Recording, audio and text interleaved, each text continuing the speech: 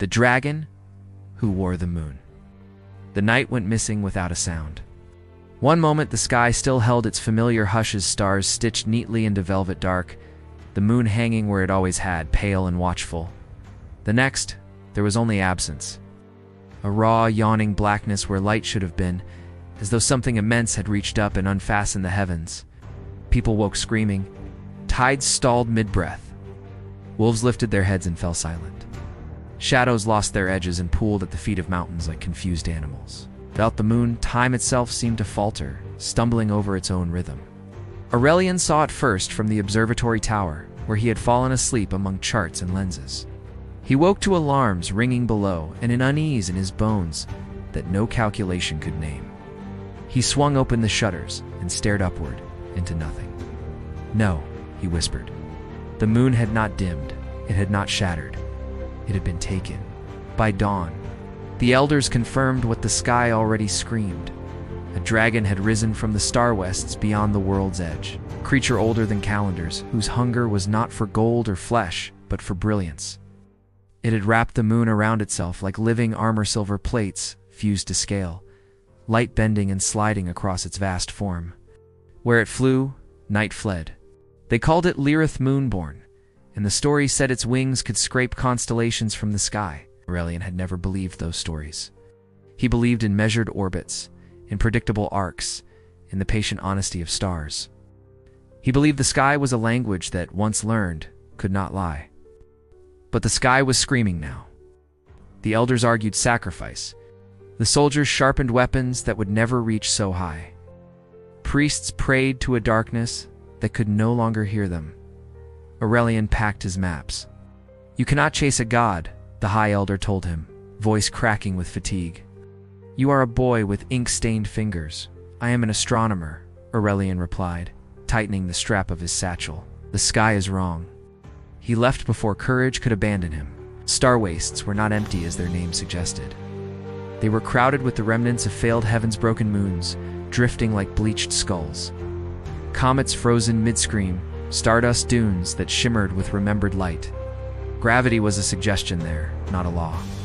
Time bent, slowed, then rushed like a startled animal. Aurelian followed the dragon by its theft. Wherever Lirith flew, shadows burned away. Plants withered under too much brilliance. Creatures of dusk fled or died, unmade by exposure. Night was not meant to be stripped so bare. On the seventh day he saw it. The dragon lay coiled across a field of shattered stars, its body a cathedral of muscle and scale. The moon was fused to it, not held, not chained, but worn. Its glow ran along the dragon's ribs, along its wings, plating its throat and spine in argent fire. The dragon breathed, and the light brightened. It exhaled, and night recoiled. Aurelian felt very small. He stepped forward anyway. "Give it back," he said, his voice thin but steady. "The world is unraveling." The dragon's eye opened. It was not gold, as the stories claimed. It was lunar-cratered, ancient, full of shadows that moved like thoughts. When Lirith spoke, it was not sound, but pressure, a weight pressing against Aurelian's chest. "The moon was abandoned," the dragon said. "Hung in the sky like a relic no one remembered how to honor." "We honored it by letting it be," Aurelian replied, surprising himself. By allowing darkness its companion, the dragon shifted, and constellations slid from its back like sparks. "I wear it to protect it, to keep it from fading." Aurelian understood then. Dragons did not hoard, they curated. They collected what the world neglected and carried it until it broke them. More saved everything else. "You're killing the night," he said gently. "And the night is part of the song." Silence stretched between them, vast and fragile. "Let me show you," Aurelian said. He knelt and opened his charts, spreading them across starlight and dust. He traced the old paths with trembling fingers, the way moonlight softened tides. How it stitched sleep into living things, how it gave shadow a place to exist without fear.